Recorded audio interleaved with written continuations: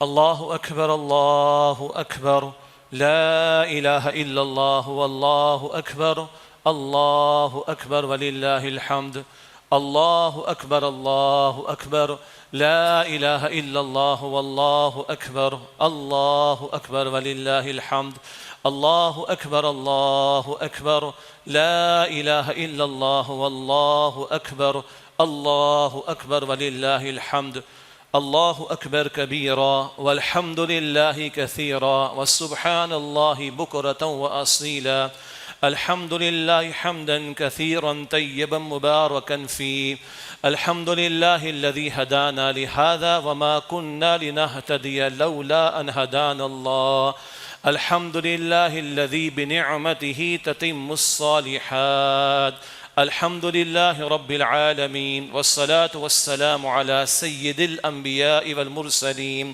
اما بعد اعوذ باللہ من الشیطان الرجیم بسم اللہ الرحمن الرحیم وربک فکبر وقال اللہ تبارک وتعالی وَلِتُكَبِّرُوا اللَّهَ عَلَى مَا هَدَاكُمْ وَلَعَلَّكُمْ تَشْكُرُونَ وقال الله تبارك وتعالى يا أيها الذين آمنوا توبوا إلى الله توبة نصوحا وقال الله تبارك وتعالى يا أيها الذين آمنوا اتقوا الله ولتنظر نفس ما قدمت لغد وقال الله تبارك وتعالى إنه لقول فصل وما هو بالهزل صدق الله العظيم وقال رسول الله صلى الله عليه وسلم لكل قوم عيد وهذا عيدنا أو كما قال رسول الله صلى الله عليه وسلم رب اشرح لي صدري ويسر لي أمري واحلل عقدة من لساني يفقهوا قولي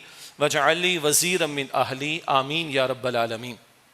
اللہ تعالیٰ کے فضل و کرم سے ہمیں رمضان کا مہینہ میسر آیا، قدر تو نہ کر سکے لیکن بہرحال اللہ کی توفیق سے ملا، اس کا شکر ہم پر واجب ہے، اور اللہ سبحانہ و تعالیٰ فرماتا ہے کہ لئن شکرتم لازیدنکم، شکر ادا کرو گے میں مزید نعمت تمہیں عطا کروں گا۔ جو توفیق ملی اس پہ شکر ادا کرنا بھی واجب، اور اسی شکر کا تقاضا ہے کہ جو اللہ سے ہم نے وعدے کیے ہیں، اجتماعی دعاؤں میں آمین کہی ہے اور کہیں آنسو بھی بہائے ہیں اور کچھ ارادے بھی کیے ہیں آئندہ خیر میں آگے بڑھنے کے، شر کو چھوڑنے کے، گناہوں کو چھوڑنے کے، اللہ ان وعدوں کی تکمیل کی ہمیں توفیق عطا فرمائے۔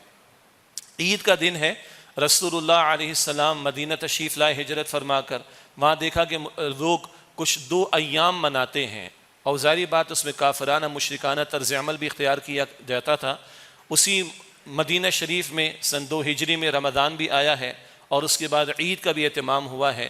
رسول اللہ علیہ السلام نے فرمایا کہ میں تمہیں اس سے 2 بہتر تہوار بتاتا ہوں جو میرے رب نے مجھے عطا فرمائے، اور پھر حضور علیہ السلام نے عید کا تذکرہ فرمایا۔ بڑے پیارے الفاظ ہیں کہ لِكُلِّ قَوْمٍ عید، ہر قوم کی عید ہوا کرتی ہے۔ عاد یعود عیداً، وہ بات جو لوٹ کر آئے، وہ موقع جو لوٹ کر آئے، عام طور پر اسے خوشی کے معنی میں استعمال کیا جاتا ہے۔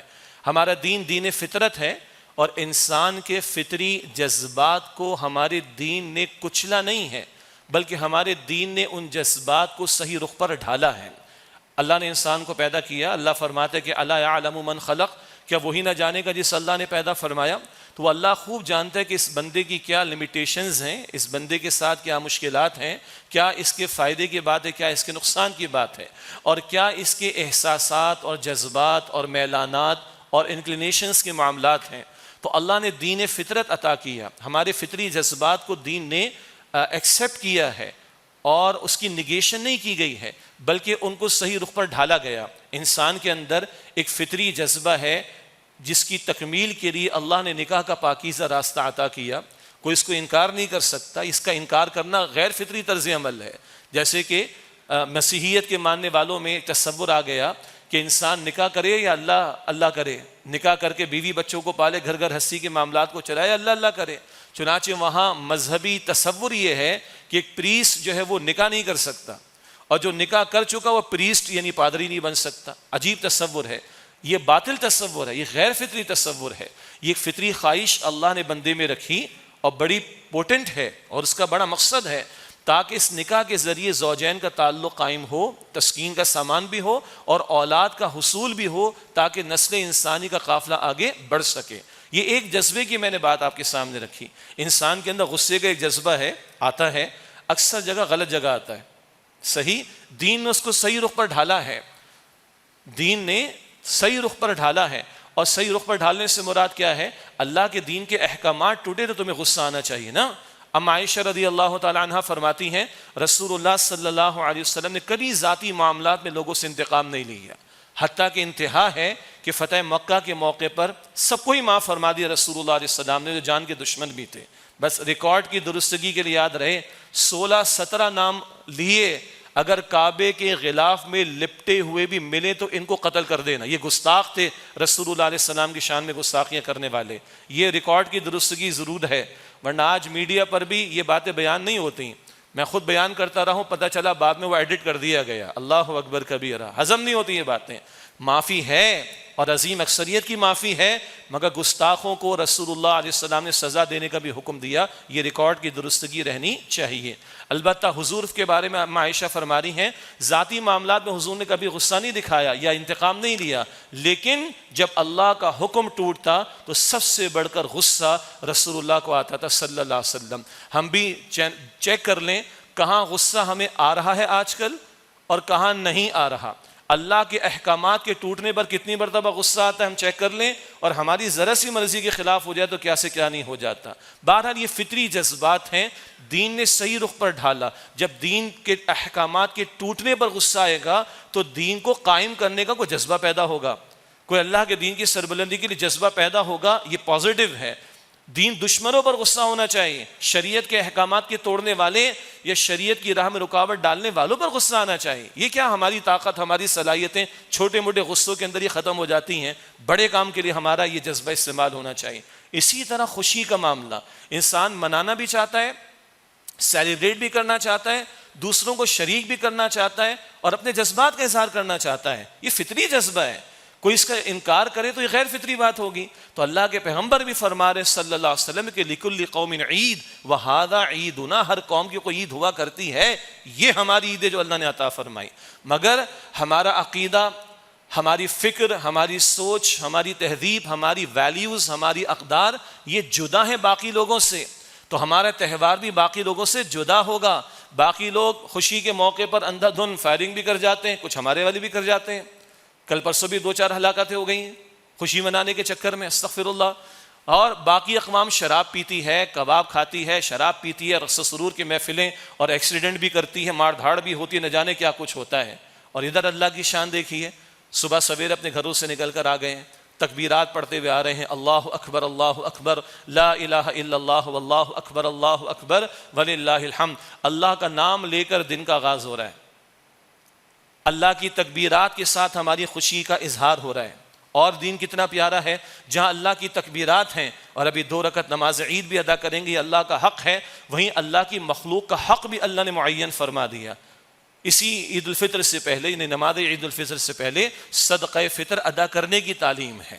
اور یہ صدقہ فطر کیا ہے؟ سنن ابی داؤد کی روایت ہے، رسول اللہ علیہ السلام نے فرمایا اس کا ایک بڑا حاصل کیا ہے کہ روزے کی جو کوتاہیاں ہوتی ہیں اللہ معاف فرما دیتا ہے، اور نمبر 2 یہ مسکین کے کھانے کا، اس کا بھی خوشی منانے کا موقع بن جاتا ہے۔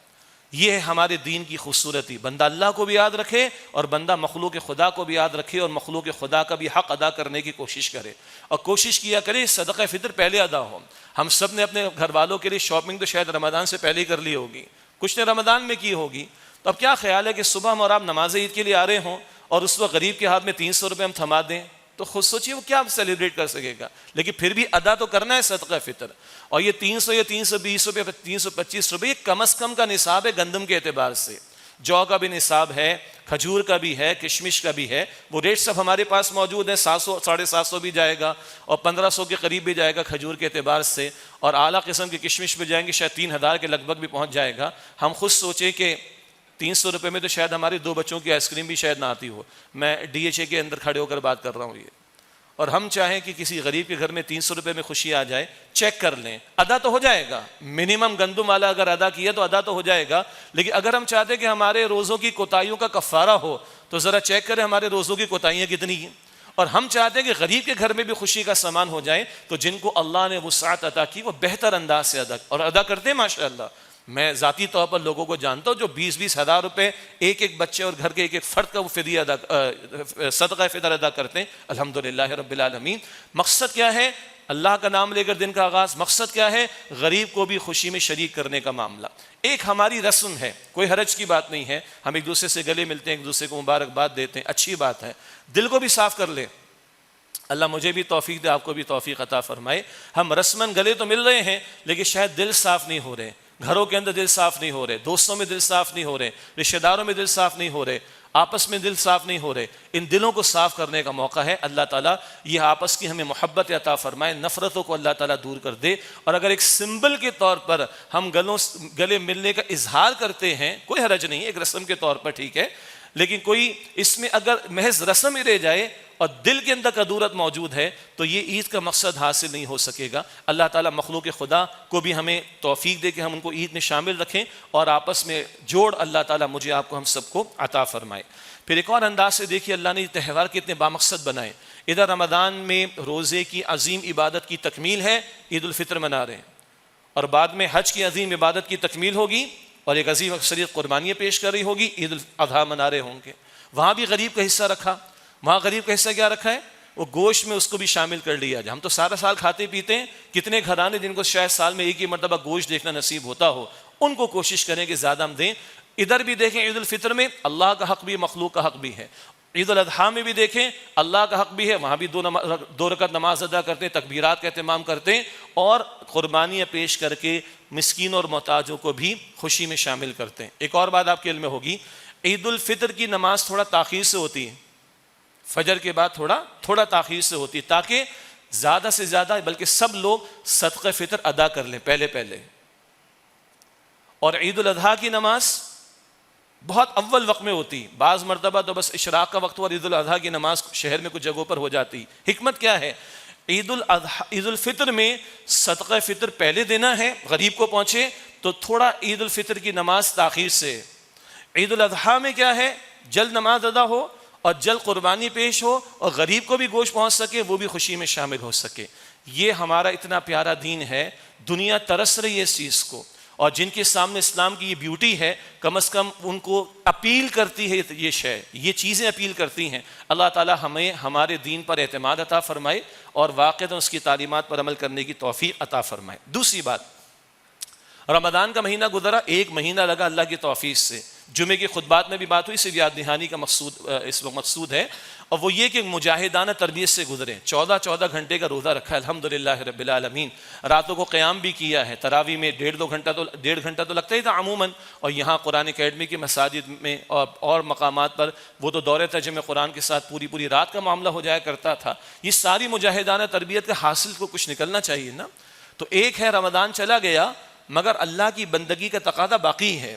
اللہ اب بھی ہمارا معبود ہے, اب اللہ کا تقوی اب بھی اختیار کرنا ہے, اللہ کا ہو رہنا اب بھی ہے.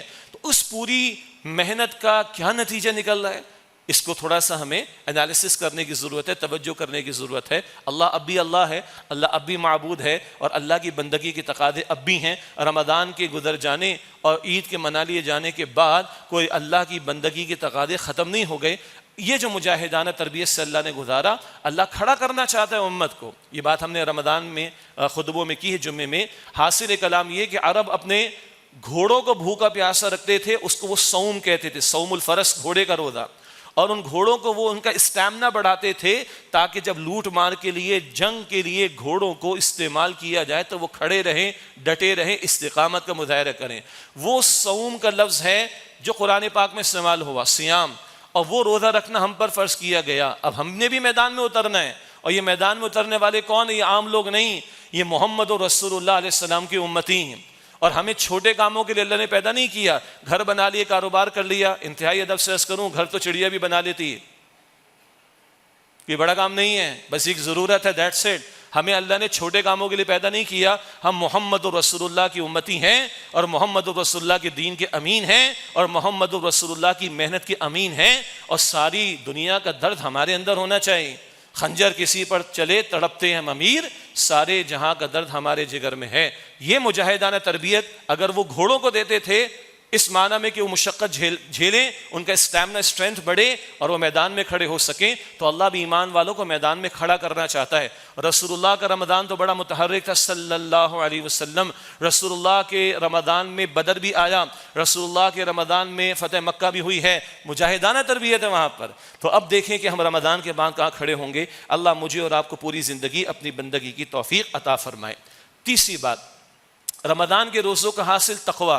سورۃ البقرہ آیت نمبر 183، لعلکم تتقون، تاکہ تم میں تقوی پیدا ہو جائے. تقوی خوف خدا بھی ہے اور تقوی گناہوں سے بچنے کا نام بھی ہے. البتہ رمضان میں ایک ماحول تھا، سب اچھے بچے بنے ہوئے تھے ماشاءاللہ، اچھے اچھے مسلمان بنے ہوئے تھے ماشاءاللہ، 5 وقت کی نماز کیا، نوافل بھی کثرت سے ہو گئیں. ایسے ہی ہے نا جی، الحمدللہ رب العالمین. اب چیک کرنا ہم کتنے اچھے ہوں گے. اللہ مجھے بھی اچھا بنائے، آپ کو بھی اچھا بنائے. البتہ ایک نقطہ یہ ہے کہ رمضان میں ایک ماحول ہوتا ہے اور نو میچ آف دیٹ، کوئی اس کا میچ نہیں. رمضان میں ایک ماحول ہوتا ہے. اللہ تعالیٰ نے شیاطین سرکش وہ بھی قید کیے رکھے ہوتے ہیں. روزے کے ذریعے ہم اپنے سیلف کنٹرول کی کوشش کرتے ہیں، ضبط نفس کی کوشش کرتے ہیں، اپنے نفس کو قابو کرنے کی کوشش کرتے ہیں. ماحول بنا ہوا ہے، سب لوگ نیکی کی طرف مائل ہیں، لیکن بہرحال وہ ماحول نہیں رہا. تو ہمارے استاد ڈاکٹر اسرار صاحب فرماتے تھے رحمۃ اللہ علیہ، سوسائٹی ود ان سوسائٹی، اپنا ماحول خود بنانا پڑے گا. اور قرآن بھی تعلیم دیتا ہے سورہ توبہ کی آیت نمبر 119 میں کہ یا ایھا الذین آمنوا اتقوا اللہ وکونوا مع الصادقین، اے ایمان والو اللہ کا تقوی اختیار کرو اور سچے لوگوں کے ساتھ ہو جاؤ. اچھی محافل کو، اچھی گیدرنگ کو، اچھے ماحول کو اختیار کرنے کی کوشش کرو، تو انشاءاللہ تعالی کچھ تقوی کی برکات جاری رہیں گی. خیر کا ماحول ہوگا، سیکھنے کا موقع ملے گا. مجھ میں کمی ہوگی، آپ میری اصلاح کر دیں گے، آپ میں کمی ہوگی، آپ کی اصلاح کوئی اور کر دے گا. قرآن کہتا ہے وتواصوا بالحق وتواصوا بالصبر، مل جل کر ایک دوسرے کو حق کی وصیت کرنا اور مل جل کر ایک دوسرے کو صبر کی وصیت کرنا. اللہ ہمیں توفیق عطا فرمائے. یہ تقوی تو پوری زندگی کا تقاضا ہے. اللہ کبھی فرماتا ہے سورہ الحشر کی آیت نمبر 18 میں یا ایھا الذین آمنوا اتقوا اللہ ولتنظر نفس ما قدمت لغد، اے ایمان والو اللہ کا تقوی اختیار کرو اور چاہیے کہ تم میں سے ہر ایک دیکھے اس نے کل کے لیے کیا تیاری کی ہے. تقوی کا مطلب گناہوں کو چھوڑنا بھی ہے. ہم بہت سے کر جاتے ہیں اور شاید لوگوں کو پتہ نہیں چلتا. لوگوں نے فراڈ کی، لوگوں کو پتہ نہیں چلا. لوگوں نے کرپشن کی، وہ ہاتھ نہیں آ رہے. مصیبت پڑ گئی ہے اس قوم کے اوپر، اتنا لوٹا گیا ہے مگر ان سے وصولی نہیں ہو پا رہی. حد ہو گئی. اب کہتے ہیں بھی 50 کروڑ کی ہوگی تو نیب کے ریڈار میں لائیں گے، اس سے کم پر ہوگی تو کوئی مسئلہ نہیں. نہیں، مسئلہ تو ہے. اللہ تو نہیں چھوڑے گا. اللہ اکبر. پبلک پراپرٹی اگر ہو، سنیے گا، رسول اللہ کا دور ہے صلی اللہ علیہ وسلم اور رسول اللہ کی جماعت میں ایک صاحب موجود، میں صحابی نہیں کہہ رہا، قتال کے میدان میں موجود، قتل ہو گیا وہ شخص، رسول اللہ کے ساتھ ہے صلی اللہ علیہ وسلم. صحابہ کہتے ہیں حضور یہ تو شہید ہو گیا. حضور فرماتے ہیں شہید ہوا، میں اس کو جہنم میں دیکھ رہا ہوں. بخاری کی حدیث، جہنم میں دیکھ رہا ہوں. کیوں؟ غنیمت کے مال میں سے ایک چادر اس نے لے لی تھی تو یہ جہنم میں ہے. Just one single piece of cloth, ایک چھوٹا سا چادر کا ٹکڑا، چادر کپڑا تھوڑا سا، یہ مال غنیمت میں سے اس نے لے لیا تھا، میں اس کو جہنم میں دیکھ رہا ہوں. اور آج کروڑوں اربوں کھا جاؤ، اندھیر نگری لگی ہوئی ہے. تب یقین بڑھتا ہے کہ قیامت ہے اور آخرت ہے. اللہ پوچھے گا، تو اللہ پوچھے گا وَلْتَنْظُرْ نَفْسٌ مَا قَدَّمَتْ لِغَدٍ، چاہیے کہ تم میں سے ہر کوئی یہ دیکھے اس نے کل کی کیا تیاری کر رکھی ہے. تو مالی غنیمت کا ایک حصہ 1/5 بیت المال میں جاتا ہے. وہ امت کی مشترکہ پراپرٹی بھی ہوا کرتی ہے غربا مساکین کے لیے، اور وہ گویا کہ اس معنی میں ایک پبلک پراپرٹی ہے. اس میں سے ایک چادر اگر کسی نے چرائی تو رسول اللہ کے ساتھ قتال کر رہا ہے صلی اللہ علیہ وسلم، مگر حضور فرما رہے ہیں میں اس کو جہنم میں دیکھ رہا ہوں. ایک چادر پر یہ عالم ہے. تو قوم کو لوٹنے والے، حسود کرنے والے، کرپشن کرنے والے، بیچ لینے والے اللہ کے بچ جائیں گے کیا؟ اندھیر نگری نہیں ہے. ڈرنا چاہیے، مرنا ہے اور اللہ سبحانہ و تعالیٰ کے سامنے جواب دینا ہے. چوتھی بات، رمضان سجا قرآن کے لیے. رمضان کے روزے قرآن کے لیے. وَلِتُكَبِّرُوا اللَّهَ عَلَىٰ مَا هَدَاكُمْ، گنتی پوری کرنا روزوں کی. البقرہ آیت 185. گنتی پوری کرنا روزے رہ گئے بیماری کی وجہ سے، سفر کی وجہ سے، خواتین کے مخصوص معاملات کی وجہ سے، بھئی بعد میں قضا کرنی. وَلِتُكَبِّرُوا اللَّهَ عَلَىٰ مَا هَدَاكُمْ، اور تاکہ اللہ نے جو تمہیں ہدایت عطا فرمائی اس پر تم اللہ کی بڑائی بیان کرو. وَلَعَلَّكُمْ تَشْكُرُونَ، شکر ادا کرو. رمضان کے روزے قرآن کے لیے، رمضان کی راتیں قرآن کے لیے. قیام اللیل کس لیے تھا؟ رات کا کھڑا ہونا قرآن کے ساتھ وقت گزارنے کے لیے. رمضان سجا قرآن کے لیے. رمضان افضل کیوں؟ قرآن کی وجہ سے. شہر رمضان الذی انزل فیہ القرآن، رمضان کا مہینہ وہ ہے جس میں قرآن نازل کیا گیا. وہ قرآن اب میرے اور آپ کے پاس ہے. رمضان چلا گیا ہے، قرآن آپ کے پاس میرے پاس ہے. بقول سید ابو الحسن علی ندوی رحمۃ اللہ علیہ کے کہ رمضان ایک مہمان ہوتا ہے، مہمان کی طرح آتا ہے چلا جاتا ہے، لیکن اکثر مہمان تحفہ لے کر آتا ہے، تحفہ رہ جاتا ہے ہمارے پاس، مہمان چلا جاتا ہے. تو رمضان آتا ہے چلا جاتا ہے، لیکن رمضان کا تحفہ قرآن ہمارے پاس رہ جاتا ہے. اور اس قرآن کے بارے میں اللہ فرماتے ہیں زندگی موت کا مسئلہ اس امت کے لیے. سورہ طارق کی آیت نمبر 13 اور 14 ہے انہ لقول فصل وما ہوا بالہزل. یہ قرآن فیصلہ کن کلام ہے، یہ ڈیسائسو ورڈ ہے فرام اللہ سبحانہ وتعالی. ہمارے محاورے میں کہیں گے زندگی موت کا مسئلہ ہے. ہمیں پڑھایا جاتا ہے، پٹیاں پڑھائی جاتی ہیں، شہر فیصل پہ ہمارے ریاستی ادارے بینر لگاتے ہیں cricket is a matter of life and death for us, انا للہ و انا الیہ راجعون. اتنا ہمیں کریز ہے کہ ہم آخری اشرے میں نیوزی لینڈ کو بلوا کے کرکٹ کرواتے ہیں، اور پھر T20 میں جوئے بھی کرواتے ہیں، سٹے بھی کرواتے ہیں. یہ ہم ہیں آج اسلامی جمہوریہ پاکستان. ہم کہہ رہے ہیں کہ cricket is a matter of life and death for us, ڈوب مرنے کا مقام ہے. برازیل کہتے ہیں جی ہمارا کرکٹ میں اگر نام روشن کریں گے تو پاکستان کا امیج بہت اچھا ہوگا.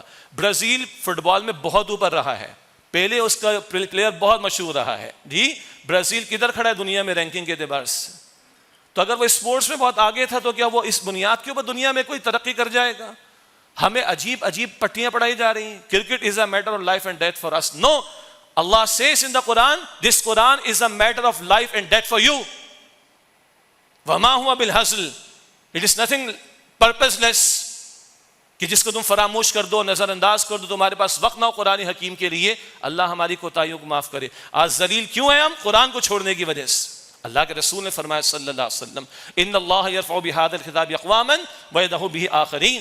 بے شک اللہ اس قرآن کی وجہ سے قوموں کو عروج دے گا، اور اس کو ترک کر دینے کی وجہ سے، قرآن کو ترک کر دینے کی وجہ سے ذلیل اور رسوا کرے گا. یہ ہم ماننے والوں کے لیے ہے، ورنہ نہ ماننے والا تو فرعون تھا، اقتدار تو اس کے پاس بھی تھا.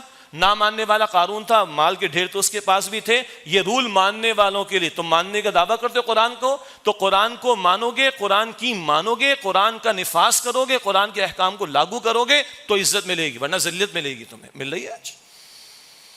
وہ زمانے میں معزز سے مسلمان ہو کر تم خوار ہوئے تاریخ قرآن ہو کر. اللہ مجھے اور آپ کو توفیق دے. رمضان چلا گیا، قرآن نہیں گیا کہیں، قرآن ہمارے پاس ہی ہے. ہاں عید منائے، اللہ خوشیاں عطا فرمائے، رحمت عطا فرمائے، اللہ اور برکت عطا فرمائے، مگر خدا را قرآن سے ہم تعلق قائم کریں. قرآن کے دروس میں شرکت ہو، قرآن کے کورسز یہاں قرآن اکیڈمی میں تنظیم اسلامی کی طرف سے بھی اکراس پاکستان ہم آفر کریں گے. جہاں آپ کو اور دل لگے، جہاں آپ کو اور موقع ہو، قرآن سے جڑیں، گھر والوں کو خدا را جوڑیں. اب تو آگے لکھا ہے میں نے، بچوں کے عقیدے جا رہے ہیں. اس کراچی کی یونیورسٹیز میں ہم کبھی جاتے ہیں، کالجز کے اندر، اب بچے سوال کر رہے ہیں خدا کی ذات کے بارے میں. Is there any God really؟ اللہ اکبر کبیرہ. کب تک ہم شتر مرغ کی طرح جو ہے وہ ریت میں منہ دے کر بیٹھے رہیں گے؟ آج آپ کی ہماری نسلیں سوال کر رہی ہیں. تو خدا را جوڑیں. ابھی بھی بچے ماشاءاللہ اس محفل کے اندر ہیں، الحمدللہ بچی ہیں پردے کے اندر. جوڑیں مسجد کے ماحول سے، آگے ذکر کرنا ہے میں نے انشاءاللہ. لیکن قرآن سے عملاً تعلق اور اس کے حقوق کی ادائیگی کا معاملہ، اللہ تعالیٰ یہ رمضان کا تحفہ ہمیں اللہ دے رہا ہے. اس قرآن سے مزید تعلق کی مضبوطی، اس کی تلاوت بھی ہو، اس کی تفہیم، اس کو سمجھنا بھی ہو، اس کے احکام پر عمل بھی ہو، اور اس کے احکام کے نفاذ کی جد و جہد بھی ہو. اللہ ہم سب کو توفیق عطا فرمائے. عرض کر رہا تھا کہ رمضان افضل ہوا قرآن کی وجہ سے، اور جو قرآن کے ساتھ جڑ جائے اللہ اس کو فضیلت دے دیتا ہے. قدر کی رات اس میں نازل ہوا قرآن، وہ فضیلت والی ہو گئی. جبریل امین قرآن لے کر آئے، وہ فرشتوں کے سردار ہو گئے. محمد امین علیہ السلام کو قرآن عطا ہوا، وہ سارے رسولوں کے امام ہو گئے صلی اللہ علیہ وسلم. جس زمین پر نازل ہوا وہ زمین ساری زمین سے جو ہے وہ حصہ زمین کا ساری زمین سے زیادہ برکت والا ہو گیا. جس مہینے میں آیا وہ مہینہ افضل ہو گیا. جس امت کو ملا وہ امت افضل ہو گئی. تو جو بندہ قرآن سے جڑے گا وہ سب سے افضل ہو جائے گا. خیرکم من تعلم القرآن وعلمہ. تم میں سے بہترین وہ ہیں جو قرآن حکیم سیکھیں اور دوسروں کو سکھائیں. پانچویں بات جو میں نے نوٹ کی، اشارہ بھی آ گیا، خدا را ہم اپنی اور اپنے گھر والوں کی فکر کریں. اولین ذمہ داری گھر کی ہے ہماری، اولین، اور پھر امت کی بھی ہے. قرآن پاک کہتا ہے قوا انفسکم واہلیکم نارا، اپنے آپ کو اور اپنے گھر والوں کو جہنم کی آگ سے بچاؤ. بہت ہمارے بچوں نے ایکسل کیا ہے. کراچی سے جا کے لوگ ناسا میں سرو کر رہے ہیں، کراچی سے جا کے لوگ ورلڈ بینک کو سرو کر رہے ہیں، کراچی سے جا کے لوگ IMF کو سرو کر رہے ہیں، کچھ لوگ جا کے بل گیٹس کو سرو کر رہے ہیں. انگلش لنگوسٹک میں PhD کر کے انگریزوں کو انگریزی پڑھا رہے ہیں کراچی سے 2-4 لوگ. اللہ اکبر. آکسفورڈ والوں نے پیپر روک لیے تھے ان کے. What about the book of اللہ سبحانہ و تعالیٰ. ایدی ہوم کبھی جاتا ہوں کچھ پروگرامز کے لیے تو بچے کہتے ہیں انکل وہ شیلٹر ہاؤس میں رہنے والے، شیلٹر ہوم میں رہنے والے جن کے اوپر باپ کا سایہ نہیں ہے، وہ بچے کہتے ہیں کہ سر وہ انکل کو بھیج دیں، نام تو میں نہیں لوں گا، آپ پہنچ جائیں گے، ہم ان کو سورہ اخلاص کے اما پارا پورا پڑھا دیں گے. آج ہمارا حال کیا ہے؟ اسلامی جمہوریہ پاکستان کے ہائی اپس ہیں، ریپرزینٹ کر رہے ہیں اس قوم کو، بٹ they cannot recite سورۃ الاخلاص ایون. تو یہ یہیں سے نیچے سے اوپر پود اوپر گئی ہے نا، آسمان سے تھوڑی ٹپکی. تو خدا را ہم اپنے بچوں کی، اپنے گھرانوں کی فکر کریں، جوڑیں، ورنہ عقیدے جا رہے ہیں ہمارے بچوں کے. پہلے ہم روتے تھے کہ سنت کا انکار لوگ کر رہے ہیں، اب تو قرآن کیا خدا کا انکار کر رہے ہیں. پہلے ہم ڈیبیٹ کرتے تھے یہ دلیل سنت کی، یہ دلیل اتھارٹی آف سنت کی، قرآن میں یہ دیکھو یہ دیکھو یہ دیکھو. اب تو ہمارے ہاں کچھ بچے ڈیبیٹ خدا کی ذات کے بارے میں کر رہے ہیں. گلوبل فتنہ ہے نا، دجالیت کا فتنہ گلوبل ہے، اور خدا کی ذات پر ڈیبیٹ شروع ہو گئی. ایتھیزم بڑھتا چلا جا رہا ہے. پاکستان کی بعض یونیورسٹیز میں دھڑلے کے ساتھ ایتھیزم کو پروموٹ کیا جا رہا ہے.